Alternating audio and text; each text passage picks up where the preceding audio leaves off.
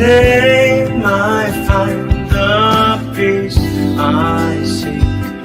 In His name I find. In His name I find. In His name I find the joy I seek.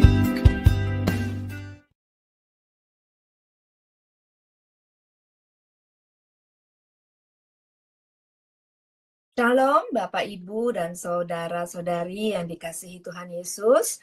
Kami mengucapkan selamat datang dan ucapan selamat pagi untuk saudara-saudara kita yang berada di New York. Untuk saudara-saudara kita yang berada di Eropa, kami juga mengucapkan selamat sore. Dan selamat malam bagi saudara-saudara kita yang bergabung dari Indonesia. Tentunya tidak lupa kami juga mengucapkan selamat bergabung kepada saudara-saudari yang menyaksikan pembelajaran kita hari ini melalui siaran langsung dari channel YouTube Cahaya Firman Plus, dan juga bagi yang menyaksikan siaran ini melalui siaran ulang nanti di YouTube atau melalui TikTok. Senang sekali bisa berjumpa kembali dalam Bible Study Sejarah Penebusan di Sema Adonai. Ucapan syukur kita panjatkan kepada Tuhan kita Yesus Kristus atas kasih dan anugerah-Nya, juga untuk penyertaan dan perlindungan Tuhan di sepanjang bulan September ini. Dan kami juga mau mengucap syukur bahwa kita diberi kesempatan untuk bersekutu kembali di channel Sema Adonai untuk belajar bersama akan kebenaran firman Tuhan. Tema pembelajaran firman kita hari ini adalah pembelajaran sejarah penebusan dengan judul 14 generasi di dalam periode kedua silsilah Tuhan Yesus, yaitu dari Amon dan Yosia. Amon adalah generasi ke-13 dan Yosia adalah generasi ke-14 yang akan diambil dari buku Sejarah Penebusan, buku seri yang keempat, yang ditulis oleh Pendeta Abraham Park, Doktor Ministry, yaitu suatu penyusunan dan penyampaian sistematis pertama di sepanjang sejarah dunia. Dan untuk tema hari ini, seperti pembelajaran sebelum-sebelumnya, akan disampaikan oleh Ibu Alida Nur, MDiv, Doktor Ministry, yang hari ini merupakan sesi yang ke-8.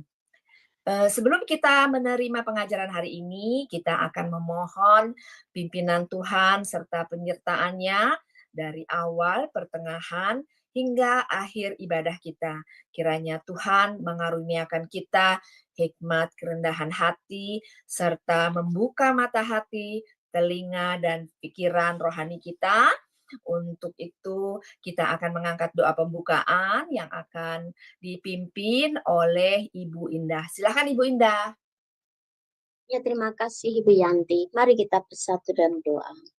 Tuhan Allah Bapa kami, Bapa yang bertahta di kerajaan surgawi, yang kami kenal atau kami sembah di dalam nama Tuhan Yesus Kristus. Kami bersama-sama bersatu hati kembali dan datang kepada Bapa saat ini.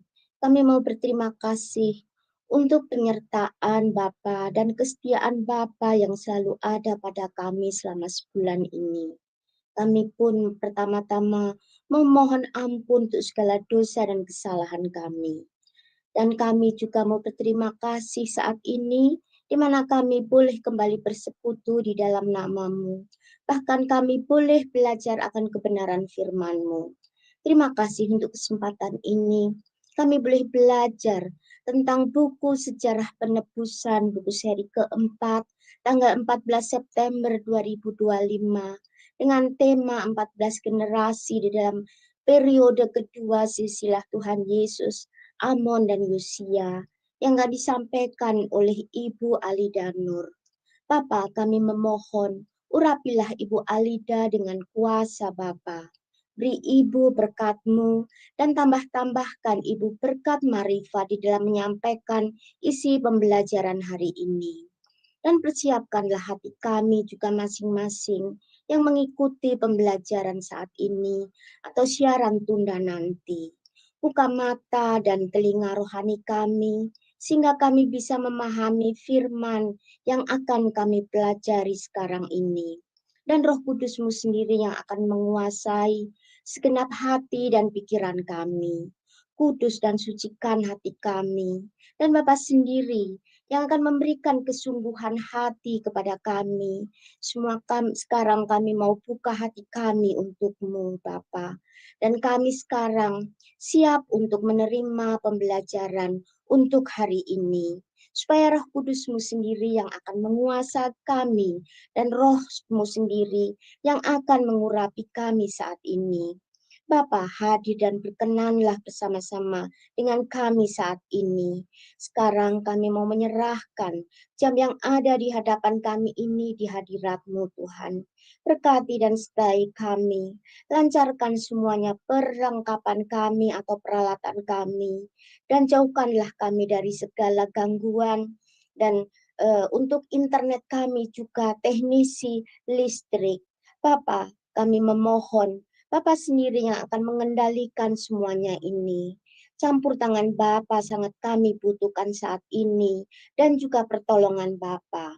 Untuk yang bertugas ambil pelayanan, kami juga mau menyerahkan semuanya itu kepada Bapa. Terima kasih Tuhan Yesus, terima kasih untuk kesempatan ini. Dan semuanya ini hanya kami pinta di dalam nama-Mu Tuhan Yesus Kristus, Tuhan dan Juru Selamat kami yang hidup itu. Doa ini kami serahkan dan kami menyerahkan Tuhan jam saat ini di tangan-Mu. Terima kasih Tuhan Yesus, dalam nama-Mu kami berdoa. Amin. Diserahkan pada Ibu Yanti kembali.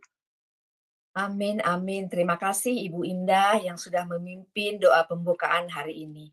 Baiklah, sebelum kita memulai pembelajaran kita hari ini, kita akan terlebih dahulu memperlihatkan atau menayangkan profil dari pembicara kita.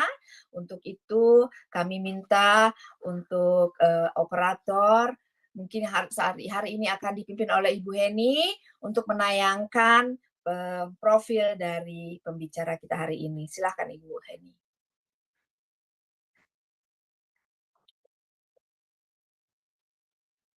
Salam semua, pada kesempatan kali ini, kita ingin memperkenalkan seorang hamba Tuhan yang luar biasa, yakni Ibu Alida Nur, MDiv Dimin. Beliau lahir di Semarang pada tanggal 23 Juni tahun 1970. Ibu Alida telah menikah dan dikaruniai 3 orang anak serta 1 orang cucu. Pendidikan. Pada tahun 1992 Bachelor of Science BSc dari San Francisco State, USA. Pada tahun 1997 Master of Divinity MDiv dari The Presbyterian Assembly Theological Seminary, Orlando, Florida, USA. Pada tahun 2011 Diploma of Teaching Montessori Education dari Jakarta, Indonesia. Pada tahun 2014 Doctor of Ministry D.Min dari Break Theological Seminary dan Graduate School, Orlando, Florida, USA.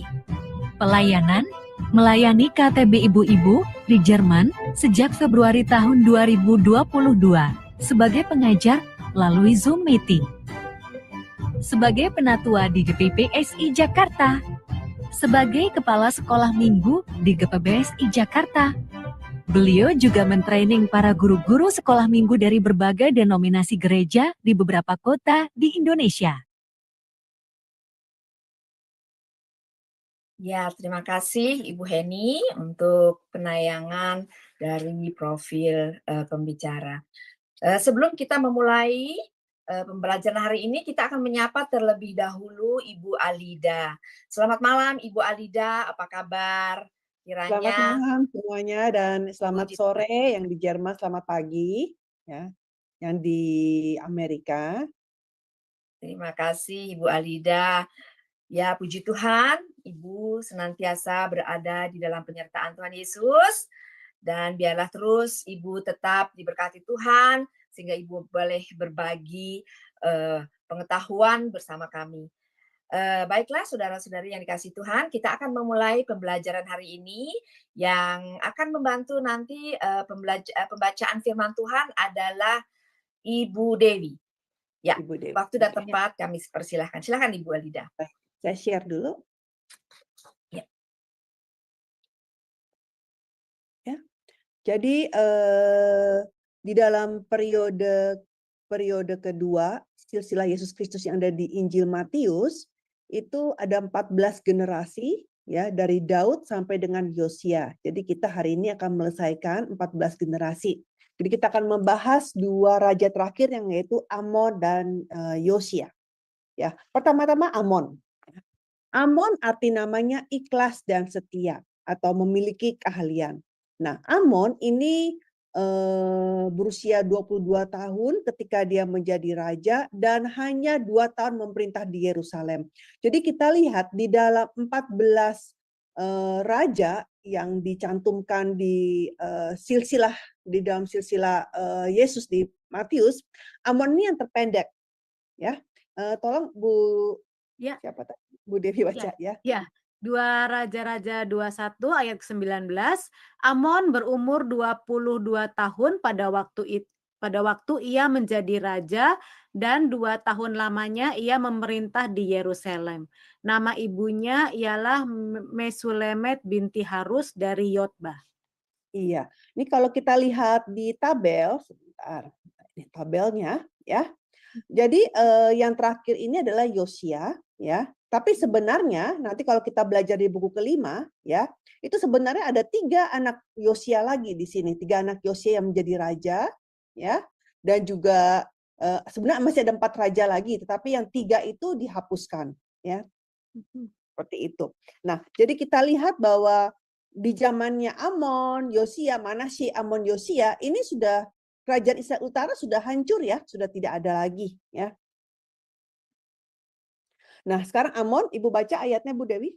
Ya, Raja-Raja 21 ayat 20 sampai 22, ia melakukan apa yang jahat di mata Tuhan, seperti yang telah dilakukan Manasye ayahnya. Ia hidup sama seperti ayahnya dahulu sambil beribadah kepada berhala yang disembah oleh ayahnya dan sujud menyembah kepada mereka. Ia meninggalkan Tuhan, Allah nenek moyangnya dan tidak hidup menurut kehendak Tuhan. Iya, jadi kita lihat ya di sini ya,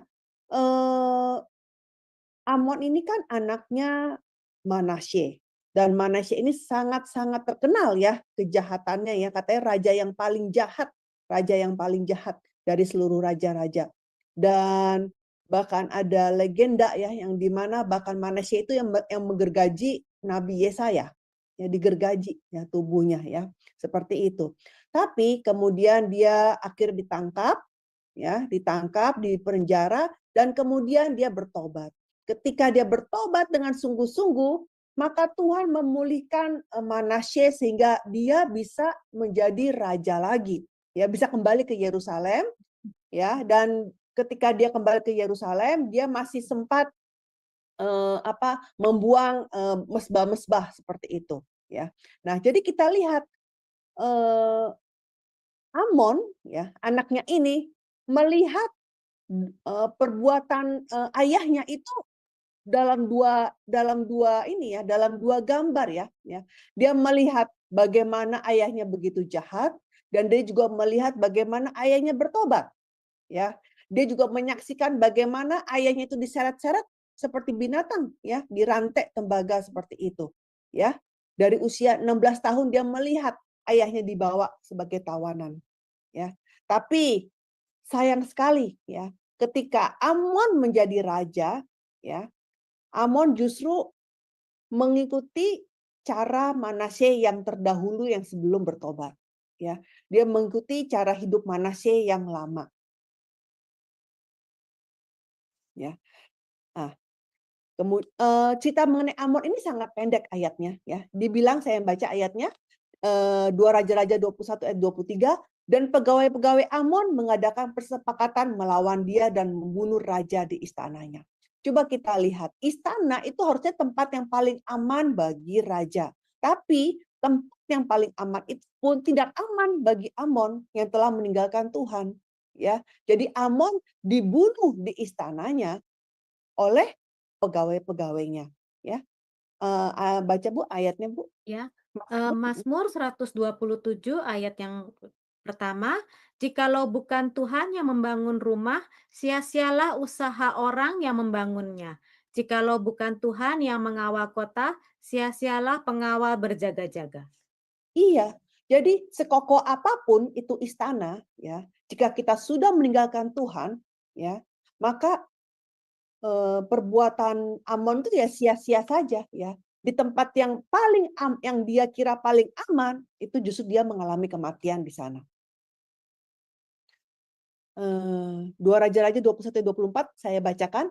Tetapi rakyat negeri itu, ya, apa ini nggak kelihatan ini?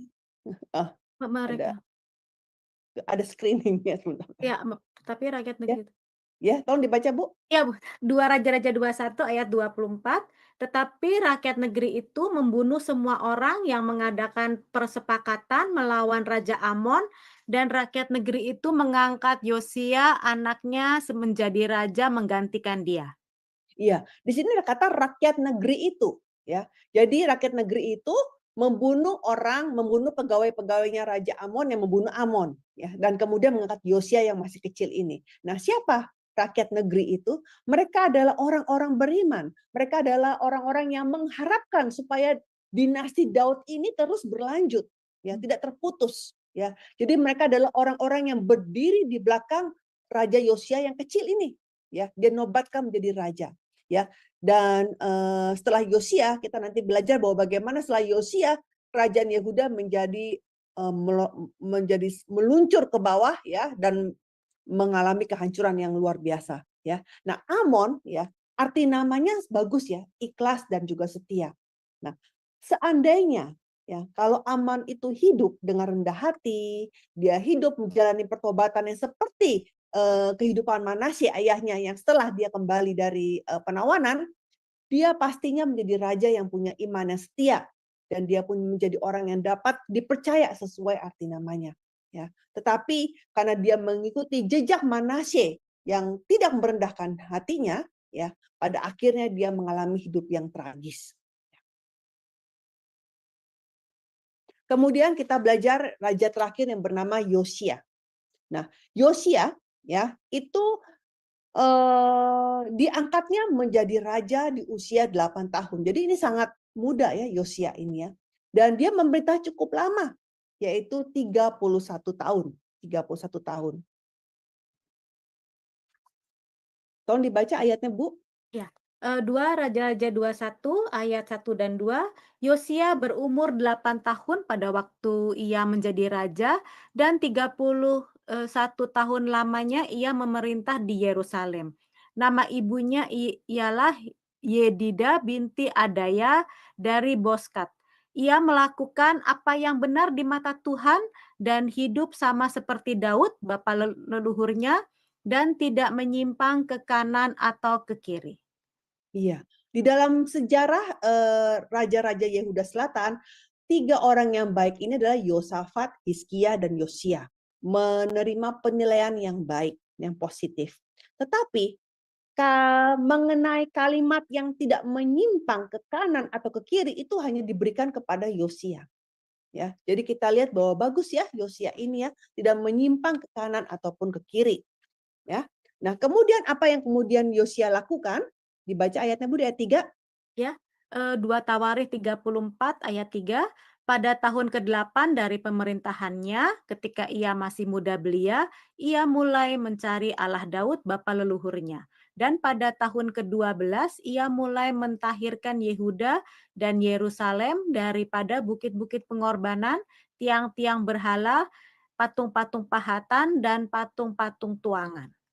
Iya, jadi kita lihat di sini, ya, bahwa Yosia menjadi raja di usia 8 tahun.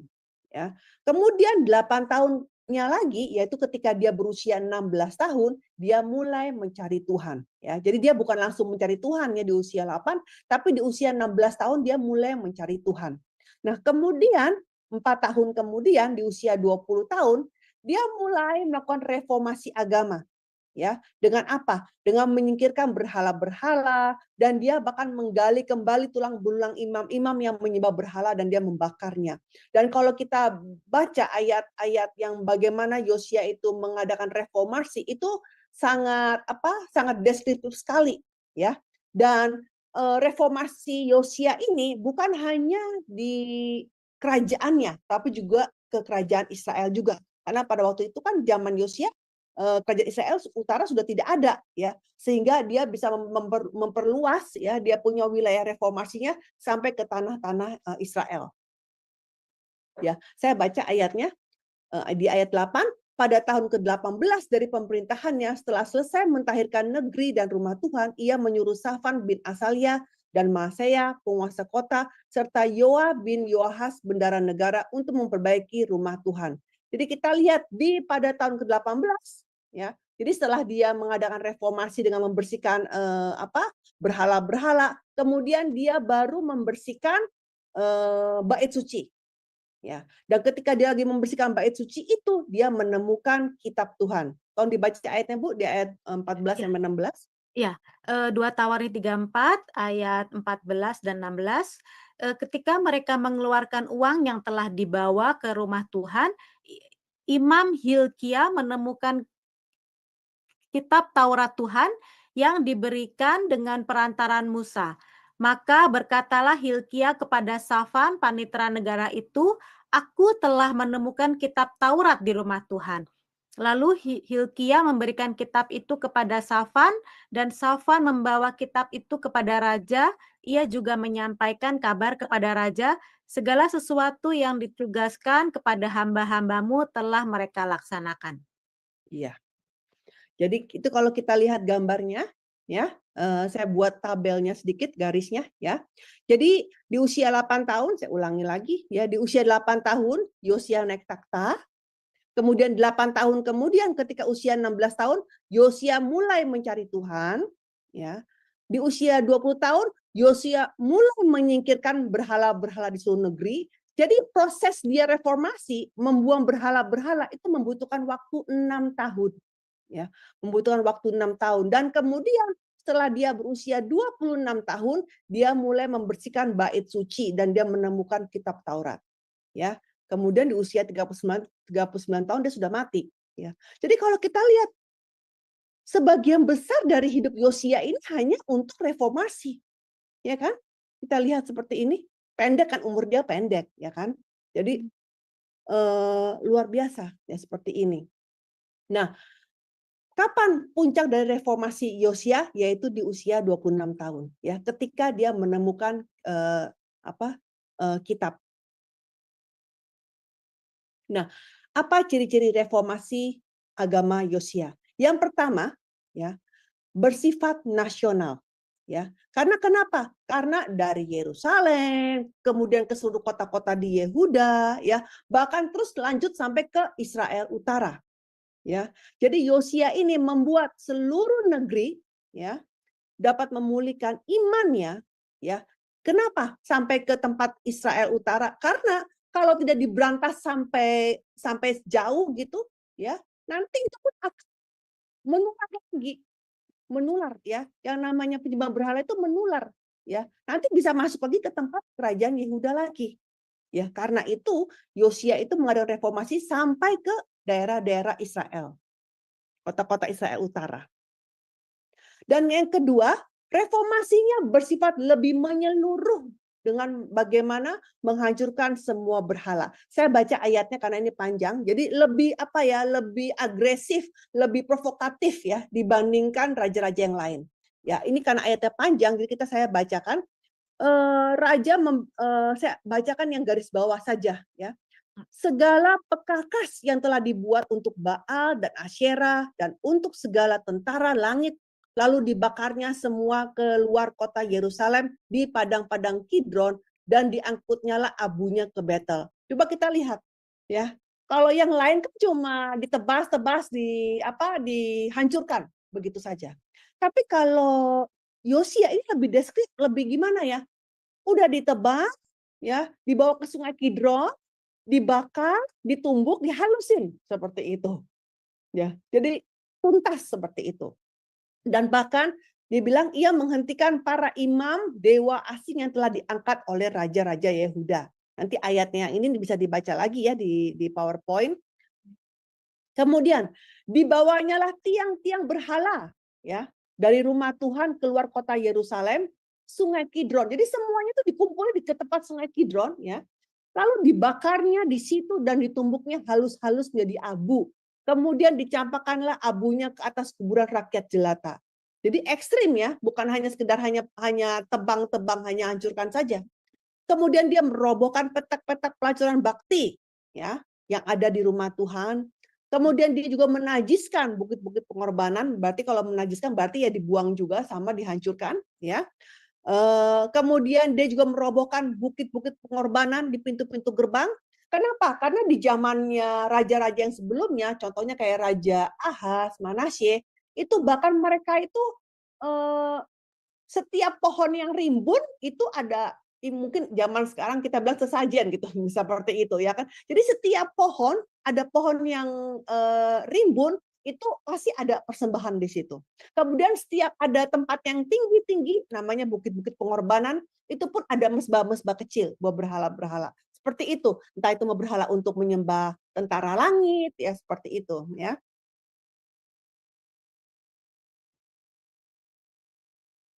Dan kemudian dia juga menajiskan Tofet yang ada di lembah Ben Hinnom. Nah, ini Tofet ini didirikan oleh Salomo, ya. Ini supaya jangan orang ini bukan Salomo, mempersembahkan anak-anaknya sebagai korban dalam api. Ini zaman Ahaz, ya. Di zaman Ahaz sama Manasye, ya, yang di mana zaman Ahaz sama Manasye itu mereka memberikan anak-anaknya sebagai korban api, seperti itu. Kemudian dibuangnya lah kuda-kuda, ya, juga kereta-kereta dewa matahari dibakarnya dengan api, ya. Kemudian mesbah-mesbah yang ada di atas soto itu di atas atap rumah, ya. Tempat pranggana Ahaz, ya. Mesbah-mesbah yang dibuat Manasye di kedua pelataran rumah Tuhan semua dirobohkan, diremukkan, dicampakkan abunya ke Sungai Kidron, ya. Seperti itu adegannya. Kemudian bukit-bukit pengorbanan. Jadi ini maksudnya bukit-bukit pengorbanan untuk berhala, ya, yang didirikan oleh Salomo itu juga dihancurkan, ya, dinajiskan oleh raja. Kemudian dia juga memecahkan tugu-tugu berhala, menebang tiang-tiang berhala, lalu ditimbuninya tempat-tempat itu penuh dengan tulang-tulang manusia, ya. Kemudian mesbah yang ada di Betel, bukit pengorbanan yang dibuat oleh Yerobeam, ya, semuanya juga dirobohkan, batunya dipecahkan, ditumbuknya halus-halus menjadi abu dan dibakarnya tiang berhala. Jadi seperti itu reformasi Yosia itu, bukan hanya sekedar menghancurkan, bukan hanya sekedar ya sudah hancur tiangnya, udah begitu, kemudian menjadi puing, ya, bukan seperti itu. Dia bahkan sampai menumbuknya dan membakar, dibakar, ditumbuk, ya, seperti itu, jadi debu, ya. Nah, bahkan reformasi agama Yosia ini bahkan sebenarnya sudah dinubuatkan 280 tahun sebelumnya, ya. Coba dibaca ayatnya, Bu Dewi. 2 Raja-Raja 13 ayat 1 dan 2, sedang Yerobeam berdiri di atas mezbah itu sambil membakar korban, maka atas perintah Tuhan datanglah seorang abdi Allah dari Yehuda ke Betel, lalu atas perintah Tuhan berserulah orang itu kepada mezbah itu, katanya, hai mezbah, beginilah firman Tuhan, bahwasanya seorang anak akan lahir pada keluarga Daud, Yosia namanya. Ia akan menyembelih di atasmu imam-imam bukit pengorbanan yang membakar korban di atasmu, dan juga tulang-tulang manusia akan dibakar di atasmu. Ya, jadi kalau kita belum belajar ya tentang Raja Israel. Jadi Raja Israel utara yang pertama adalah Yerobeam, ya, Yerobeam. Jadi ceritanya Yerobeam, jadi ketika anaknya Salomo, saya ulang sedikit flashback, ya. Anaknya Salomo itu adalah Rehabeam, ya. Ketika itu rakyat itu minta keringanan supaya keringanan pajak, keringanan pekerja, tapi karena Rehabeam menolak, maka kemudian negaranya menjadi kesplit menjadi dua, yaitu Israel Utara sama Yehuda Selatan. Nah, Israel Utara ini yang raja pertama adalah Yerobeam, ya. Nah, Yerobeam supaya dia punya orang-orangnya tidak pergi ke Yerusalem, karena Yerusalem bait suci itu kan adanya di tanah Yehuda. Maka kemudian dia mendirikan berhala, ya. Ibaratnya dia ditaruh di tempat dan, ya. Jadi dia supaya ini Tuhan kamu sembah di sini saja, gitu maksudnya. Jadi maksud Yerobeam seperti itu, supaya kamu nggak usah pergi ke negeri lain, ke tempatnya Yehuda, nggak perlu, ya. Kamu berdoa di sini saja, ya seperti itu. Jadi dia membangun berhala. Nah, waktu itu ada seorang nabi, ya. Abdi Allah ini nggak tahu namanya siapa, dan dia sudah bernubuat hampir 300 tahun sebelumnya. Sudah disebut loh namanya Yosia, dia bilang. Dia akan membakar, ya, tulang-tulang manusia akan dibakar di atasmu seperti itu. Dan benar apa tidak, kita lihat apa yang kemudian Yosia lakukan. Tolong dibaca ayatnya, Bu, di ayat 4 sampai 5. Ya, 2 Tawarikh 34 ayat 4 dan 5, mesbah-mesbah para Baal dirobohkan di hadapannya, ia menghancurkan pedupaan-pedupaan yang ada di atasnya, ia meremukkan dan menghancur luluhkan tiang-tiang berhala, patung-patung pahatan, dan patung-patung tuangan, dan menghaburkannya ke atas kuburan orang-orang yang mempersembahkan korban kepada berhala-berhala itu. Tulang-tulang para iman dibakarnya di atas mesbah-mesbah mereka. Demikianlah ia mentahirkan Yehuda dan Yerusalem.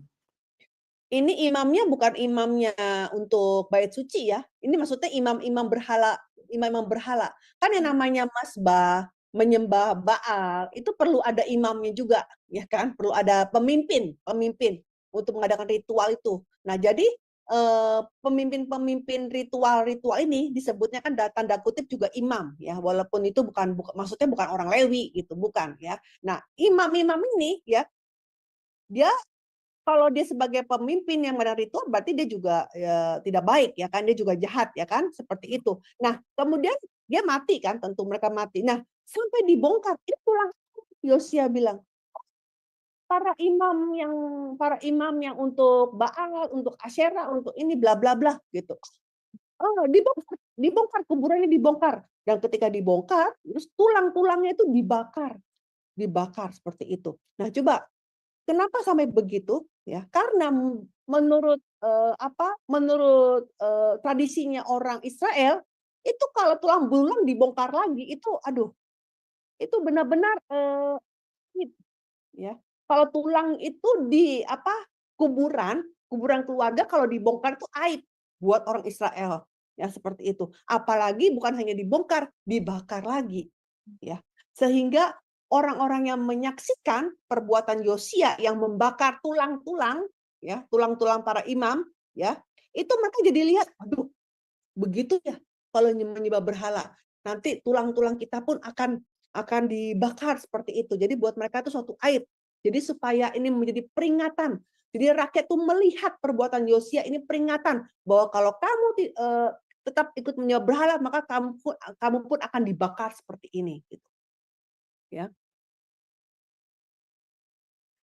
Nah, kemudian setelah 6 tahun dalam proses pembersihan patung-patung semuanya, ya, tiang-tiang berhala, semua bukit-bukit pengorbanan, ya.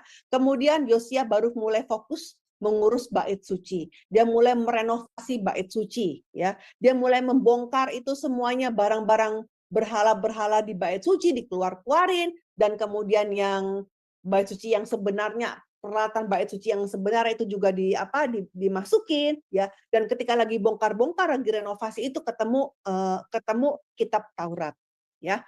Ketemu, dan ketika ketemu tentu dikasihkan kepada Raja Yosia, ya. Nah, kitab Taurat ini apakah isinya apa? Apakah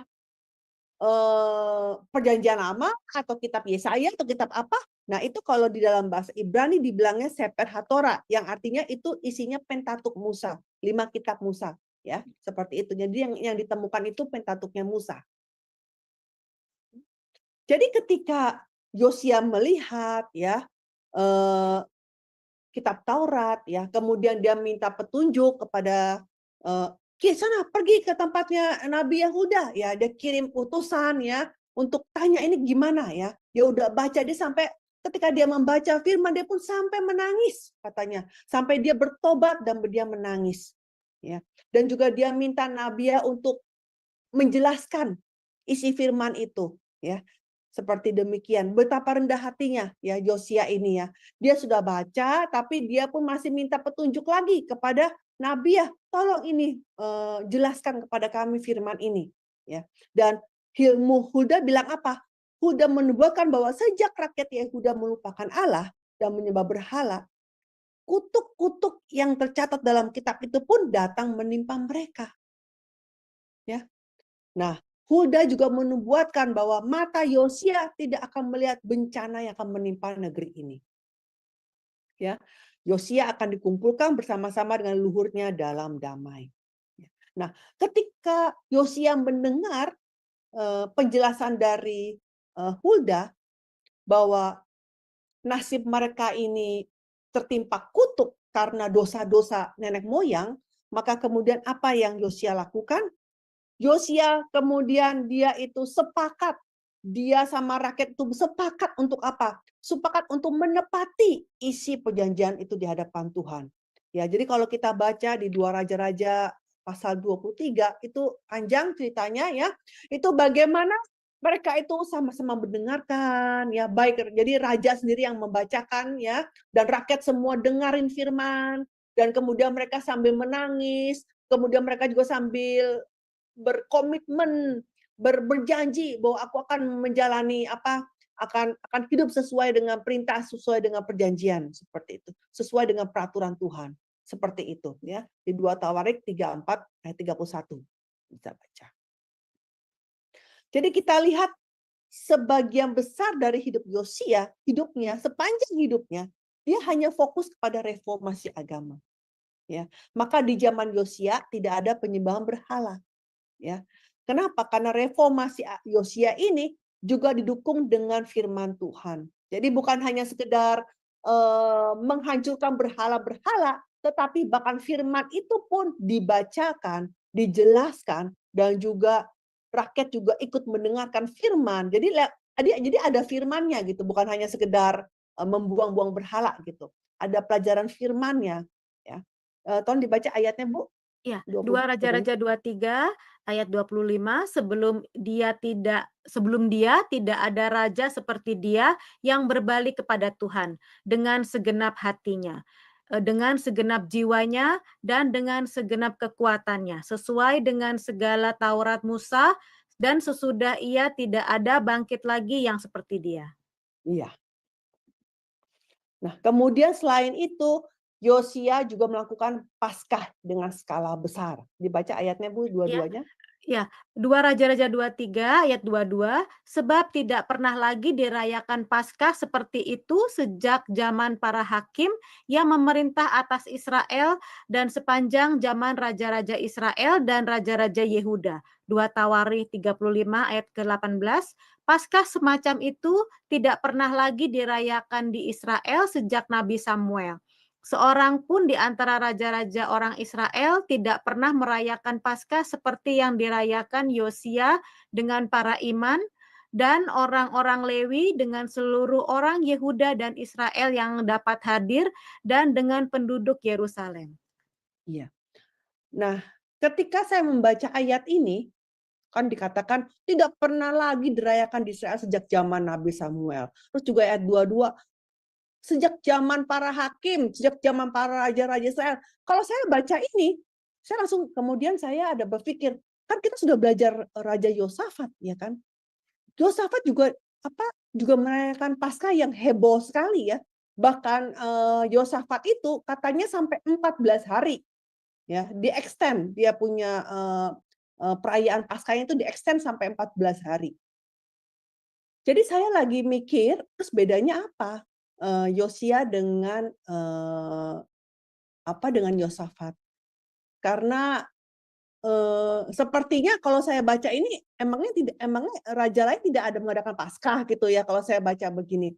Kemudian karena saya mau ngajar ini saya langsung WA pendeta Yun. Saya tanya, Pendeta Yun, apa ya yang membedakan Paskahnya Yosia dengan Yosafat, karena di buku keempat tidak dijelaskan gitu ya. Dan kemudian inilah penjelasan dari Pendeta Yun ya. Jadi kalau ini di 2 Tawarikh 30 ayat 26, ini ceritanya tentang Hizkia ya. Dikatakan bahwa maka besarlah kesukaan di Yerusalem karena sejak Salomo bin Daud raja Israel tidak pernah terjadi peristiwa semacam itu di Yerusalem. Ini cerita tentang Hizkia ya. Jadi kalau kita lihat jadi perbandingannya antara dengan zaman Hizkia, pas di zaman Hizkia ya, bukan Yosafat, Hizkia ya, bukan Yosafat, sorry, Hizkia adalah acara terbesar sejak zaman Salomo dilihat dari apa aspek kebangkitan rohani dan pemulihan ibadah di Bait Allah. Ya kan Yosafat, Hizkia, Yosia ya mereka semua. Tetapi yang mengadakan sampai 14 hari itu Hizkia ya, Hizkia. Sorry tadi saya ngomongnya Yosafat ya kebalik. Nah, jadi kita lihat ya. Memang dia acaranya yang terbesar, paling lama 14 hari, tetapi ini dia. Dari sisi kemurnian hukum Taurat dan prosedur yang tepat, Paskahnya Hizkia itu masih kurang ya dibandingkan dengan Yosia. Kalau Yosia itu benar-benar sampai tuntas ya seperti itu. Kita bisa lihat ya bagaimana Paskahnya Yosia itu dengan firman ya, dengan ayat kitab itu dibacakan, semua mendengarkan firman dan firman itu diajarkan dan kemudian mereka mengadakan ketetapan itu yang membedakannya Hizkia dengan Yosia. Ya. Nah, ini dia. Di zamannya Yosia, ini pendapat dari Pendeta Yun, jadi saya masukin di sini ya. Paskah yang paling sempurna sejak zaman hakim-hakim karena berdasarkan kitab Taurat yang ditemukan di mana Yosia dan seluruh umatnya menaati firman Allah secara sepenuhnya. Jadi benar-benar mereka itu seluruh rakyat itu sepakat untuk mentaati firman. Ini mirip seperti ketika waktu di Exodus di padang gurun ya, ketika ketika Tuhan itu mau memberikan hukum Taurat di awal-awal ya kan Musa naik gunung. Ketika dia turun gunung sebelum disahkan sebelum Musa menerima 2 loh batu itu pun juga Musa juga sama. Musa membacakan ya dan rakyat mendengarkan dan kemudian rakyat bilang ya kita berjanji akan melaksanakan seperti itu ya. Jadi kedua catatan Alkitab tentang Paskah Hizkia dan Yosia itu sebenarnya tidak ada bertentangan ya. Cuma jadi memang sama-sama besar tetapi dari sudut perspektif yang berbeda kita lihatnya seperti itu. Nah, yang bagian yang ketiga, Yosia mati dalam perang melawan Raja Neko dari Mesir. Jadi kita lihat di zaman Yosia, ya, jadi kita bisa melihat ya, kan kerajaan Israel Utara itu sudah hancur, ya kan? Sudah hancur. Dihancurkan oleh siapa? Dihancurkan oleh bangsa Asyur. Ya, ingat ya, ini oleh bangsa Asyur. Jadi waktu itu tentu Asyur lagi kuat-kuatnya, ya, bangsa Asyur. Ya, bangsa Babel waktu itu belum muncul. Nah, tapi kemudian di zamannya Yosia, Asyur ini sudah mulai melemah.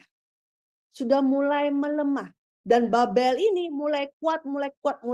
Nah, kita lihat di situ. Ya, ini kan pelajaran sejarah, ya kan. Nah, pada waktu itu, ya, ketika Asyurnya sudah mulai melemah dan Babel lagi mau berperang dengan Asyur, dan kalau dilihat sepertinya pasti Asyur kalah nih karena Babel ini semakin stronger ya, semakin kuat ya. Sehingga Asyur ini mau ditolong oleh Mesir. Ya, oleh Mesir. Karena Mesir ini pro sama Asyur.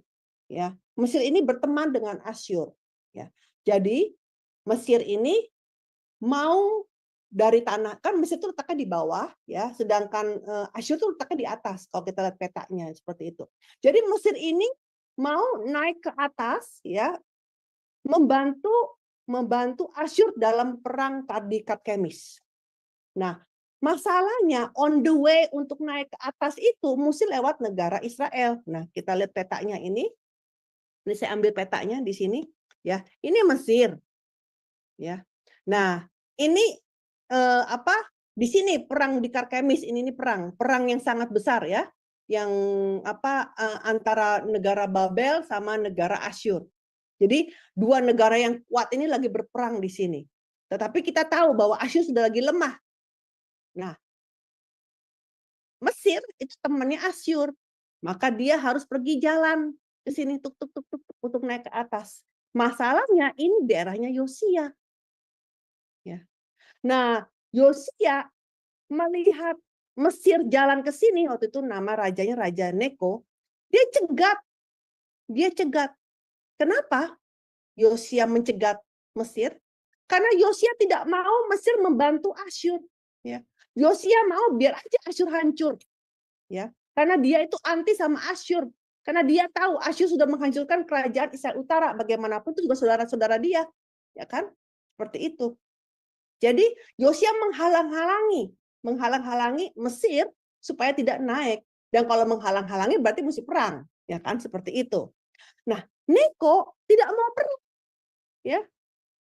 Dia bilang sama Yosia, aku nggak mau perang sama kamu, aku cuma pass by, cuma numpang lewat di sini, seperti itu. Tapi Yosia tidak kasih. Ya. Coba baca ayatnya. Baca Bu ayatnya ini. 2 Tawarikh 35 ayat 20 dan 23 sampai 23.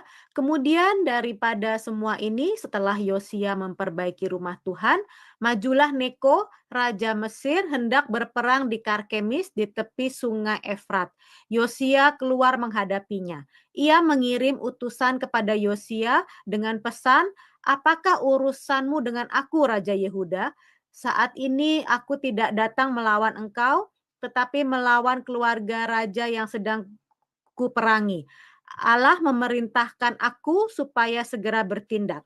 Hentikanlah niatmu menentang Allah yang menyertai aku, supaya engkau jangan dimusnahkannya." Tetapi Yosia tidak berpaling daripadanya, melainkan menyamar untuk berperang melawan dia. Ia tidak mengindahkan kata-kata Neko yang merupakan pesan Allah, lalu berperang di lembah Megido. Maka pemanah-pemanah menembaki Raja Yosia, dan Raja bersuruh kepada orang-orangnya, "Bawa aku dari sini karena aku luka parah." Iya. Jadi sebenarnya ini sebenarnya mati konyol ya kan? Karena kenapa? Karena musuhnya nggak mau sama Yosia sebenarnya. Dia hanya mau numpang lewat, permisi, saya mau ke atas gitu seperti itu, ya kan? Tapi Yosia menghalang-halangi dan malah mengajak perang, ya kan? Jadi dia pakai menyamar, dan karena menyamar namanya juga kena panah nyasar gitu, ya. Dan dia tertembak panah, ya. Ayatnya Bu baca. 2 Tawarikh 35 ayat 24, orang-orangnya mengangkatnya dari keretanya, lalu mengangkutnya dengan kereta cadangannya, lalu membawanya ke Yerusalem. Kemudian matilah ia, lalu dikuburkan di pekuburan nenek moyangnya.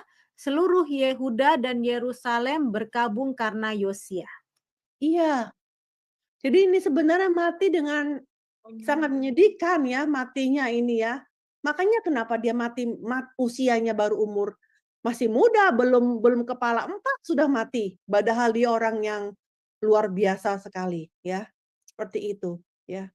Jadi kita lihat bahwa sebenarnya Tuhan itu menggunakan mulutnya Neko. Padahal Neko ini adalah raja kafir ya, supaya Yosia ini tidak ikut perang. Ya. Tapi sayang sekali di sini Yosia tidak menyadarkan peringatan dari Tuhan itu dan tetap kekeh, tetap bersikeras untuk berperang. Ya pada akhirnya dia mati. Jadi kita lihat ya, kadang firman itu kalau Tuhan mau mengendaki, Tuhan memakai mulut orang lain, ya bahkan mungkin pakai mulut yang bukan orang yang percaya. Contohnya, ya Raja Kores itu kan dipakai sama Tuhan. Dia adalah raja Persia, dia yang memulangkan orang Yehuda untuk pulang ke negerinya dan membangun bait suci, ya kan? Jadi Tuhan memakai mulut Raja Kores, ya seperti itu. Bahkan mungkin dalam kehidupan kita pun, ya misalkan suami kita masih belum percaya, keluarga kita ada yang belum percaya, tapi kemudian ketika kita melakukan ada perbuatan kita yang salah, kemudian ditegur juga oleh mereka, padahal mereka bukan orang yang percaya, misalkan begitu. Tapi di situ kita harus ingat, oh ya, aku sudah ditegur gitu. Tuhan memakai mulut pasangan kita, misalkan seperti atau dengan oleh orang tua kita atau seperti itu, ya. Jadi karena sangat menyedihkan sampai-sampai Yeremia ini sampai buat syair khusus untuk Yosia, ya. Yeremia membuat suatu syair ratapan mengenai Yosia, dan sampai sekarang ini semua penyanyi laki-laki dan penyanyi perempuan menyanyikan syair-syair ratapan mengenai Yosia, ya seperti itu. Nah, kesimpulan Ya.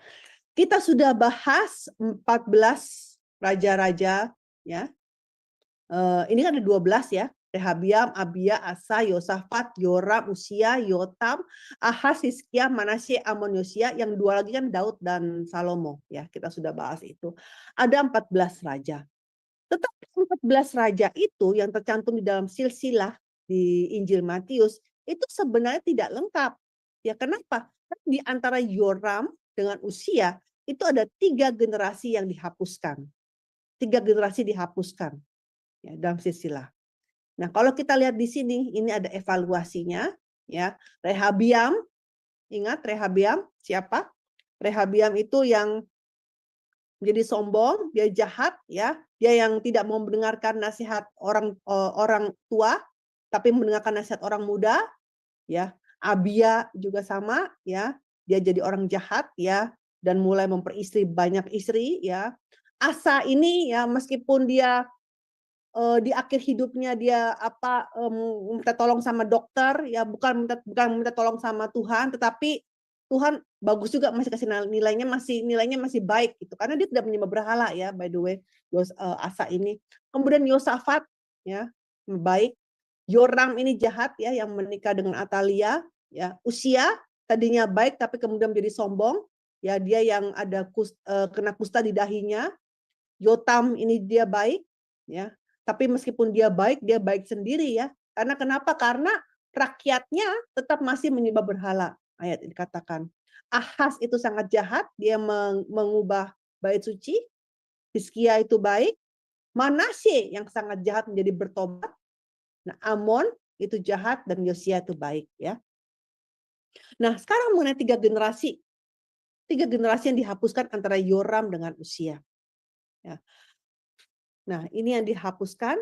Siapa nama 3 generasi ini adalah Ahazia, Yoas, dan Amasya. Ini 3 raja. Nah, kalau sama Atalia, ratunya berarti ada 4 penguasa. Ya, kita lihat. Nah, kenapa dibuang? Karena memang di dalam Alkitab, di dalam silsilah Yesus di Injil Matius, itu bukan hanya sekedar mencatat tentang silsilah secara garis darah, tapi lebih pada garis iman. Nah, tapi kalau begitu kita pasti bisa nanya dong, loh kalau garis iman, kenapa yang jahat-jahat ini termasuk ya di dalam silsilah Yesus, ya kan? Nah, itu ada kehendak Tuhan kenapa mereka masuk. Tetapi 3 raja ini lebih spesial, ya. Meskipun juga raja yang lain juga lebih jahat, ya kan? Ahaz jahat, ya, Manasye jahat, ya, banyak yang jahat kan. Nah, tapi kenapa 3 raja ini dikeluarkan? Ini ada karena dia semua berhubungan dengan Atalia. Ya. Kita lihat, Ahazia itu adalah anak Atalia. Ya, jadi ini Ahazia ini adalah anaknya Yoram. Kan Atalia ini menikah dengan Yoram, ya. Berarti Ahazia ini anaknya, ya kan? Ahazia, anak Atalia, dia persis banget kayak ibunya, ya, mengikuti ajaran ibunya, ya. Dan juga dia matinya tidak wajar, ya, dia dibunuh oleh Yehu, pemberontak Yehu dari Israel Utara. Kemudian Atalia sendiri juga dia matinya di jalan masuk istana raja, ya.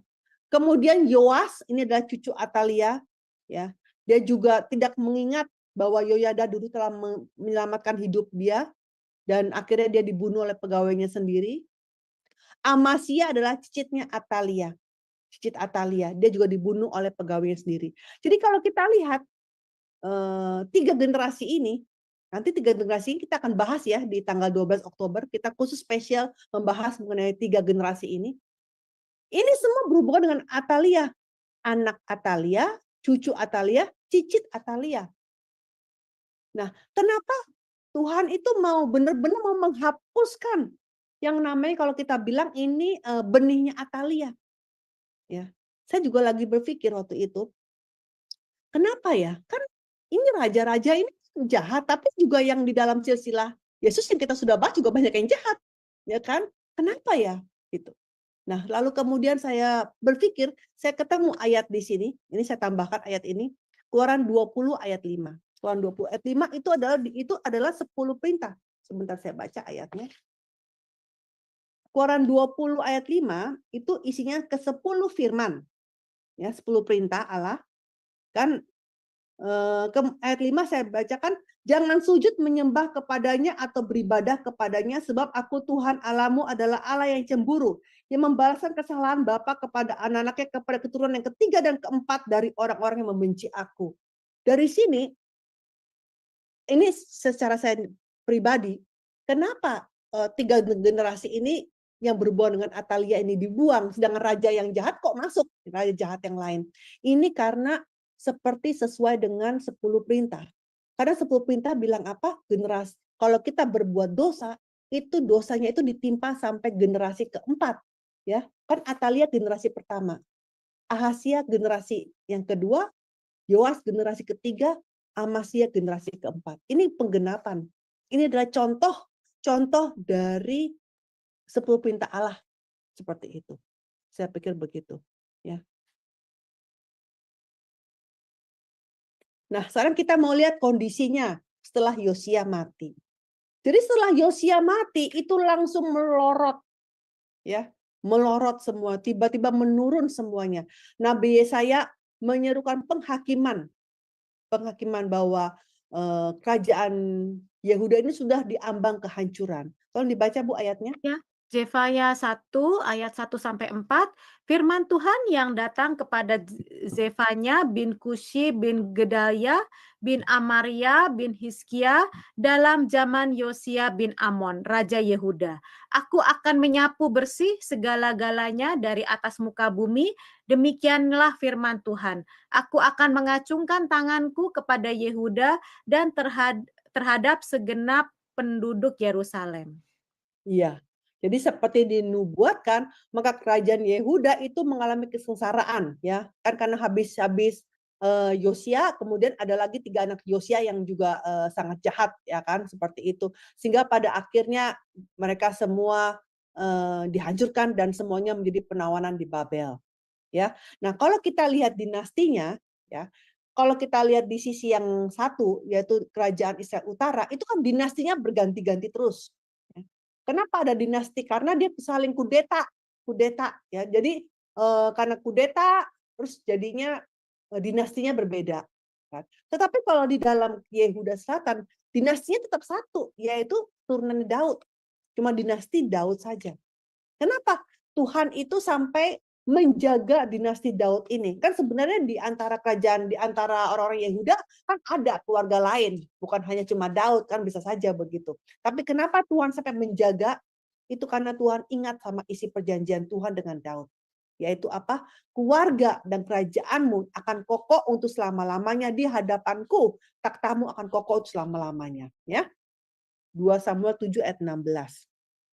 Jadi meskipun ada pemberontakan Yehuda yang berulang-ulang, Tuhan terus tetap jaga, ya, supaya tidak hancur negara Yehuda Selatan. Cuma sayang sekali, meskipun sudah dijaga, tapi mereka terus-menerus berulang-ulang berbuat dosa. Ya, maka Tuhan bilang apa? Di 2 Samuel 7:14, apabila ia melakukan kesalahan, maka aku akan menghukum dia dengan rotan yang dipakai orang dan dengan pukulan yang diberikan anak-anak manusia. Jadi Allah melihat bahwa dosanya Yehuda sudah meluap, sudah penuh, ya, nggak bisa lagi diperbaiki. Maka mau tidak mau Tuhan mesti pukul mereka dengan rotan, mau mendisiplinkan mereka dengan cara apa? Dengan mereka ditawan di Babel. Ya, jadi sebelum mereka ditawan, Tuhan itu sudah mengampuni mereka berkali-kali, sudah menahan amarahnya, ya, menunggu pertobatan sampai Tuhan tuh dengan terus-menerus mengirimkan nabi-nabi, ya. Tetapi rakyat hanya mengolok-ngolok, ya, bahkan mereka mengabaikan firman Tuhan. Maka kalau kita baca tentang kisahnya Yeremia, aku tuh kasihan banget ya Nabi Yeremia, ya. Itu Nabi Yeremia tuh benar-benar nabi yang sangat sengsara ya di zamannya Zedekia itu, ya. Kalau kita baca mengenai itu sampai dikurung, dilempar ke dalam sumur yang berair, hampir mati itu Yeremia seperti itu, ya kan? Seperti itu. Jadi nabi mereka itu disiksa, dibunuh, ya seperti itu. Tolong dibaca ayatnya. Ya, 2 Tawarikh 36 ayat 15 dan 16. Namun Tuhan Allah nenek moyang mereka berulang-ulang mengirim pesan melalui utusan-utusannya. Karena ia sayang kepada umatnya dan tempat kediamannya. Tetapi mereka mengolok-olok utusan-utusan Allah itu, menghina segala firman-Nya dan mengejek nabi-nabinya. Oleh sebab itu, murka Tuhan bangkit terhadap umat-Nya sehingga tidak mungkin lagi pemulihan. Nehemia 9 ayat ke-26, tetapi mereka mendurhaka dan memberontak terhadap-Mu. Mereka membelakangi hukum-Mu dan membunuh nabi-nabimu yang memperingatkan mereka dengan maksud membuat mereka berbalik kepadamu. Mereka berbuat nista yang besar. Iya. Nah, jadi pada akhirnya karena tidak mau mendengarkan dan malah mengabaikan nabi-nabi Tuhan, pada akhirnya Tuhan membuat mereka menjadi kutuk bagi segala bangsa di bumi. Jadi, pembuangan ke Babel itu bukan sekedar hukuman, tapi sebenarnya ini adalah kasih Tuhan. Untuk apa? Untuk mau melatih mereka kembali, mau memurnikan mereka kembali, supaya mereka nanti ketika mereka pulang lagi ke Yerusalem, mereka sudah menjadi umat kudus. Lewat apa? Lewat orang-orang yang tersisa, remnant. Ya, orang-orang yang menjaga iman mereka. Ini nanti kita belajar di buku kelima. Jadi nanti kita bulan depan kita belajar mengenai 3 raja ini, 3 raja yang berhubungan dengan Atalia, kemudian kita belajar mengenai raja-raja Israel Utara, baru kemudian kita mulai bahas yang buku kelima. Ya, jadi kita selesaikan hari ini, kita tutup dengan doa. Bapa yang ada di sorga, kami hendak mengucapkan syukur Bapa karena dengan lewat kasih karunia Bapa, kami sudah menyelesaikan pelajaran mengenai 14 generasi di periode kedua. Bapa, meskipun kami masih banyak hal yang belum kami mengerti tentang firman-Mu ini, kami baru belajar sedikit, tapi Bapa, di sini kami sadar Bapa, betapa Engkau begitu murah hati, Kau selalu menunggu-nunggu pertobatan kami. Bapa, kami ini banyak sekali berhala-berhala dalam hati kami, baik secara rohani pun, Bapa, yang mana kami lebih mengutamakan hal-hal yang lain daripada Tuhan. Untuk itu Bapa, kami dah mohon ampun ya Bapa. Bapa, biarlah kiranya kami menjadi orang yang dipegang oleh tangan kanan Bapa.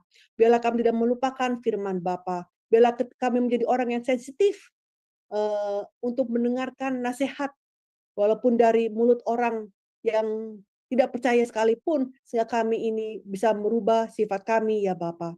Terima kasih ya Bapa, dan kami berdoa dan mengucapkan syukur dalam nama Tuhan Yesus. Amin. Amin, amin. Terima kasih Ibu Alida untuk pemaparan tentang Nabi Amon dan Yosia. Sungguh-sungguh luar biasa kita bisa melihat bagaimana Raja Amon yang meremehkan dosa dan tidak belajar dari pertobatan yang dilakukan oleh ayahnya Manase, sehingga Amon hanya diberi 2 tahun pemerintahan dan mati dengan tragis. Dan dari Raja Yosia, sekalipun kita tidak sempurna hidup kita, tetapi kita apabila kita sadar akan dosa-dosa kita dan bertobat, maka Tuhan akan mengampuni kita. Dan marilah kita datang kepada Tuhan bila kita merasa telah berbuat dosa dan bertobat dengan segenap hati, mendengarkan firman Tuhan dan teguran Tuhan, serta menyerahkan hati, jiwa, pikiran kita seutuhnya kepada Tuhan. Terima kasih Bu Alida, sekali lagi kiranya firman pembelajaran hari ini yang kita dapat boleh tumbuh dan berakar di dalam hati kita, dan kita boleh praktekkan di dalam kehidupan kita sehari-hari.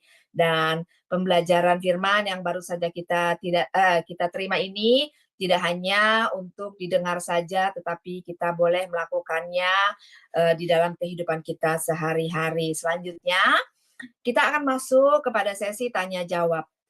Bagi saudara-saudari kita yang mungkin masih belum mengerti atau ada yang masih harus dijelaskan oleh Ibu Alida, atau mungkin juga sangat terberkati oleh pemaparan Ibu Alida hari ini, saya beri kesempatan 15 menit untuk bertanya jawab. Ya, silahkan. Mungkin diawali dari Ibu Dewi atau tamu kita dari Jerman, Ibu Murni Branders. Masih Ada Ibu Ya, Murni ya? Halo Ibu Murni. ya ada Ibu Kak Murni ada. ada Iya, Ibu. ya. How are you, Bu? Bu Alida, aku apa yang tadi Ibu ajarkan, aku udah terang benerang aku ngerti gitu ya. Cuma tadi saya juga agak apa namanya terkesima dengan Raja Yosia, di mana beliau ini kayak konyol gitu ya Bu, Iya, iya. kayak mati konyol, dia tidak mendengarkan dari Raja Neko tadi, karena kan dia berpikir itu mungkin bukan orang percaya, namun terkadang Tuhan menggunakan orang yang tidak percaya dengan dia untuk menjadi apa sih, memberikan pesan kepada kita gitu ya Bu, Iya. maksudnya Itu gitu. saya sendiri dalam hidup saya sering banget ya, karena di keluarga suami kan masih Buddha.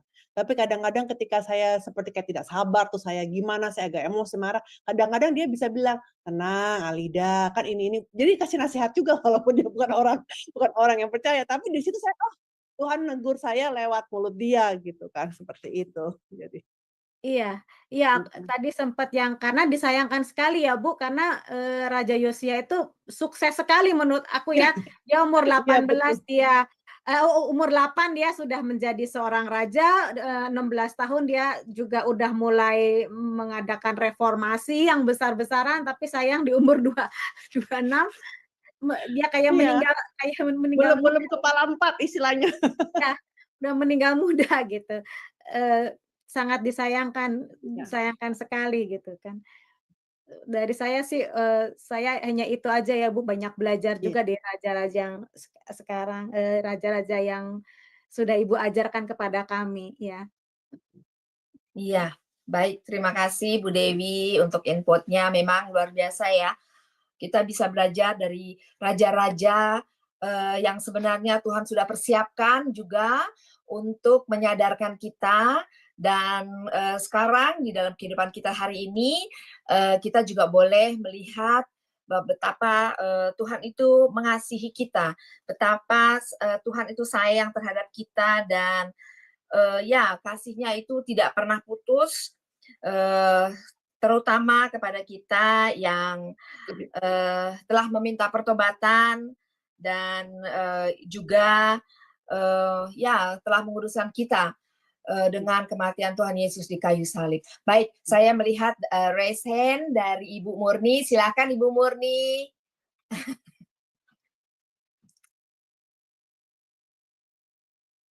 Ibu Murni, tunggu sebentar. Mungkin itu ya. Siapa? Saya bukan ini. Siapa yang bisa open? Aku juga bukan host. Bukan ya? Kayaknya Bu Erni. Ibu Bu Erni, Erni. tolong buka Ibu Murni. Atau Bu Heni. Tapi Bu Heni. Heni udah pergi katanya lagi, kan Bu Heni mau acak Ya, bubur ke gereja. Tadinya kayaknya minta tolong sama Bu Erni. Ibu, sebentar Bu. Saya bukan saya co-host sebentar. Bu Murni. Ya, tapi tetap nggak bisa kok ya. Sebentar. Oh, Bu Heni bilang udah dikasih co-host katanya. Oh iya, Bu Murni sudah co-host. Bu Murni bisa open mic sendiri. Kayaknya open mic aja. Oh, hilang lagi katanya. Oh, hilang lagi. Ini Bu Heni cerita. Ini Bu Eni bilang ini saya Oh, udah. Oh, itu tadi Ibu Murni sudah dibuka.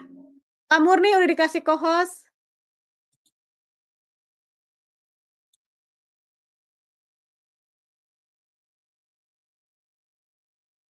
Tadi sudah buka ya sebenarnya. Iya. Iya. Halo, tertutup. Ya udah. Oh Ya, iya. udah. Salam Ibu Alida. Aduh, maaf ya, Halo. sudah lama. Iya, shalom, sudah lama. Bisa terbuka kameranya. Oke, nggak apa-apa. Iya, Ibu Alida, maaf ya, udah lama nggak hadir ini, maklum. Iya. Banyak Tahu sekali lah sih. bukannya. Ya, nggak tahu kan kita pindah-pindahan ini segala macam ya. Ya. Soalnya ikut juga bertukang-tukang Ibu Alida, jadi Betul. prosesnya lama. Ya, jadi ya terima kasih untuk hari ini ya. Terima kasih sekali firman-Nya, nggak banyak sih saya tanya karena cukup jelas hari ini ya, tentang itu raja-raja yang Ibu sampaikan. Nanti saya putar ulang lagi firman Tuhannya. Bisa dengar ya saya? Bisa. Bu. Bisa. Bisa, ya. Ya, terima kasih ya Ibu Alida, terima kasih banyak ya hari ini ya. Sama-sama. Jadi yang sudah lewat itu saya sudah dengar Ibu di YouTube semua ya. Iya. Oh, banyak sekali saya belajar berkat saya dari semenjak bulan 12 bulan Agustus. Baru saya dengar satu-satu, saya ulang-ulang lagi satu-satu.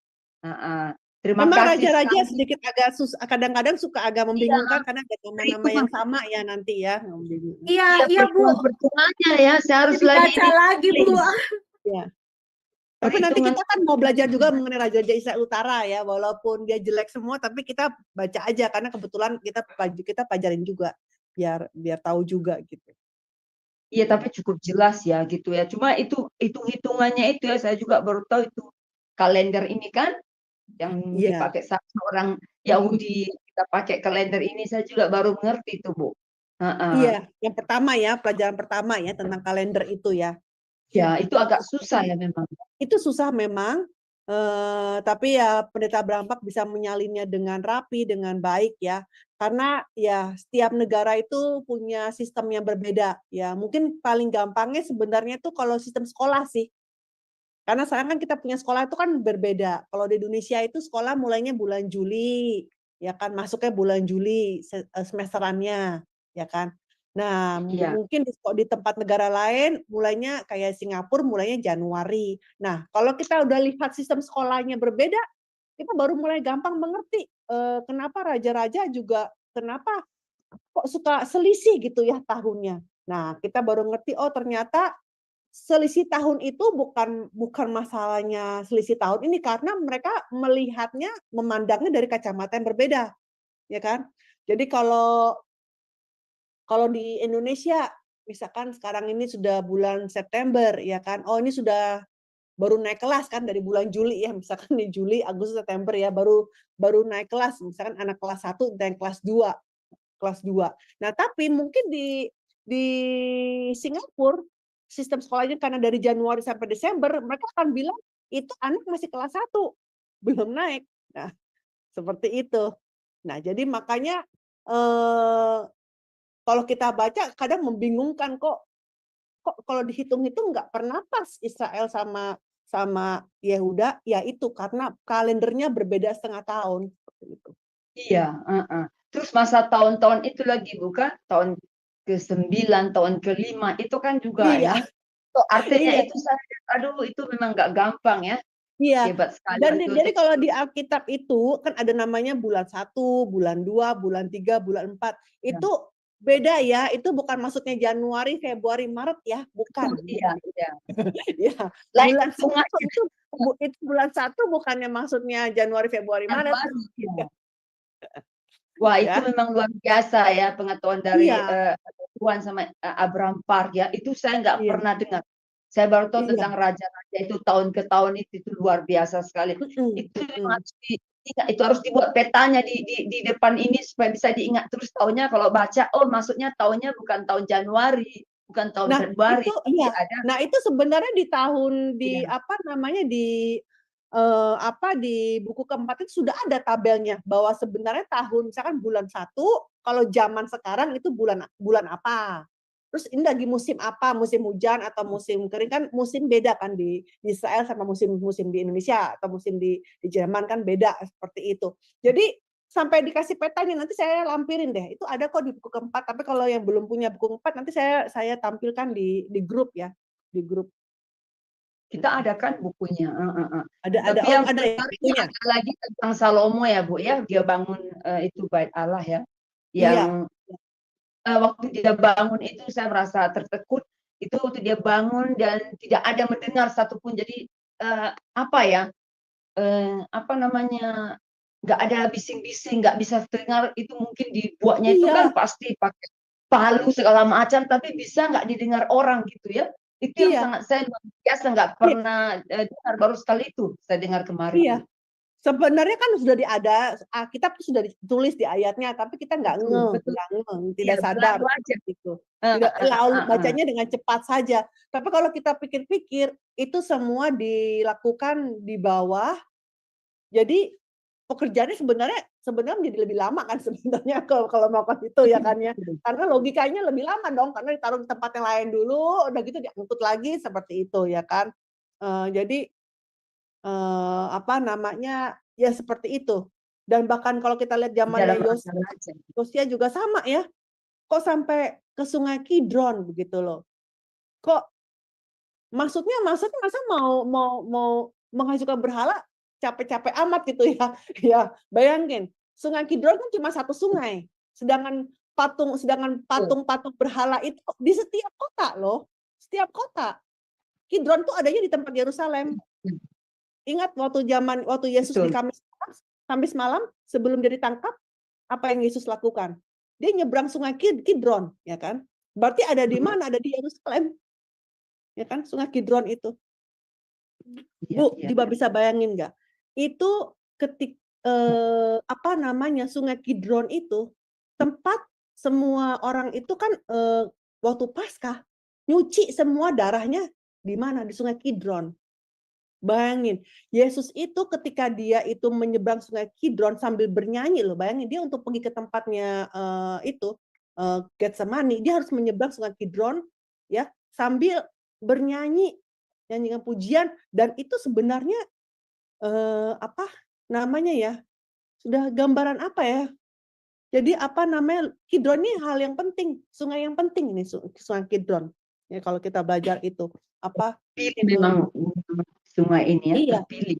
Saya lagi mikir Yosia juga sangat begitu ya, bersusah payah ya. Ini kita ngomong dari kota itu di seluruh kota di Israel, tapi semua dihancurkannya di mana? Di tempat Sungai Kidron. Kan repot banget ya ngebawain tiang-tiangnya itu ke situ ya. Betul ya. Kan zaman dulu belum ada truk, belum ada apa ya kan. Seperti itu. Iya. Luar biasa ya, betul-betul itu berampak itu detail. Kalau kita baca itu baru kita bisa wow banget sama Yosia ini. Kok sampai sebegitu dia lakukannya, secara tuntas dia sampai begitu. Ya ini tentang raja-raja ini berarti memang benar raja-raja ini ada yang ikut taat Tuhan, ada yang nggak ikut. Jadi keturunan demi keturunannya Ibu ya, raja-raja ini. Kita perlu banyak belajar ya dari raja-raja. Hezkiel juga begitu. Ya jatuh ke anaknya yang dipanjangkan umurnya 15 tahun ya, yang jatuh sakit ya, dipanjangkan umurnya itu karena kasih karunia Tuhan ya, yang tadinya udah mau mati nih, tapi Tuhan karena setia, karena dia mengampuni orang, dia mau ini, akhirnya dia bisa ini ya, bisa diberikan waktu panjang 15 tahun sama Tuhan ya. Itu luar biasa Ibu. Firman Tuhan saya lihat baru tenang-tenang baru bisa dengar, karena waktu itu tukang-tukang saya kerja sini, aduh nggak bisa dengar ini. Jadi sekarang baru tahap saya mengerti. Ya terima kasih banyak sekali, benar luar biasa itu Abraham menceritakan detail ya tentang firman Tuhan itu yang dalam sejarah lebih ada kalau kita kayak kita nonton film tuh ada rohnya gitu misalnya ya kan, mulai ada kita lebih mengerti. Ibu boleh bertanya? Itu tentang Shalom Allah itu luar biasa sekali. Saya bilang kok bisa ya sampai nggak ada still itu, sampai betul-betul kudus banget gitu loh, nggak bisa dengar tokoh-tokoh itu segala macam yang bising-bising semua itu still gitu kan, selain semua ya benar-benar. Terima kasih Bu, itu aja ya, saya terima kasih ya hari ini juga. Memang harus dua kali didengar, itu didengar. Apalagi tentang raja-raja ini kan. Soalnya nggak bisa dihafal juga, ini hanya tanggal-tanggalnya itu, tahun-tahunnya itu saya agak problem. Ini tahun Januari saya masih balik-balik lagi pikiran saya ke Januari kan. Pada ini kalau nggak salah di itu. Bentar, kalau di buku keempat itu ada di dalam referensinya. Dalam referensinya ya? Iya ada itu. Namanya kalender Alkitab, referensi 5. Kalender kitab. Oke, kalender kitab. Di buku keempat ya, Bu? Referensi 5, ya. Jadi kalender agama Nisan itu artinya apa? Ya. Kemudian kalau dihubungkan dengan matahari, jadi kalau Nisan itu bulan pertama, kalau di zaman now itu pasca spring, mulainya spring. Iya. Bu, spring itu juga ajaib loh. Kenapa harus di musim spring gitu? Yesusnya Iya, gitu, Bang. Jadi semua itu bahkan alam itu pun ikutnya tentang Yesus gitu. Jadi Iya. patokannya spring itu juga dari situ. Semua ya tertutup. Iya, Pusatnya karena semua pasca itu kan kebangkitan baru. Kan spring itu kan musim semi, musim kayak kebangkit gitu, seperti itu. Ya kan? Jadi kalau dibilang bulan pertama itu dari mulai berkembang berbunga. Hitungnya begitu.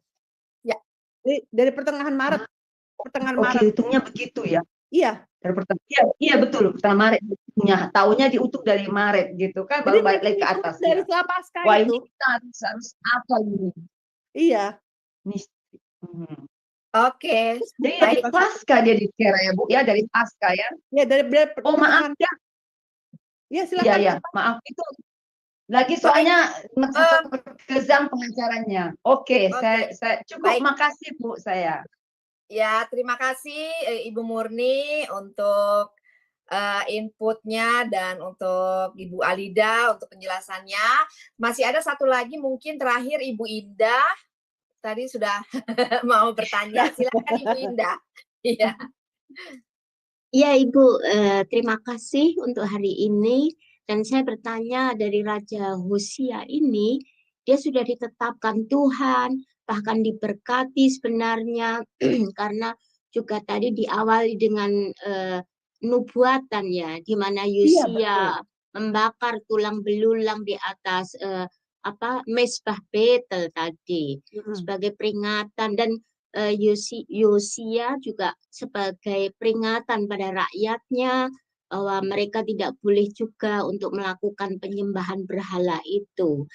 Yang saya heran atau bertanya, Ibu, rakyat dengan gampang begitu ya ikut mentaati Raja Yosia ini, mentaati firman Tuhan dengan sepenuhnya.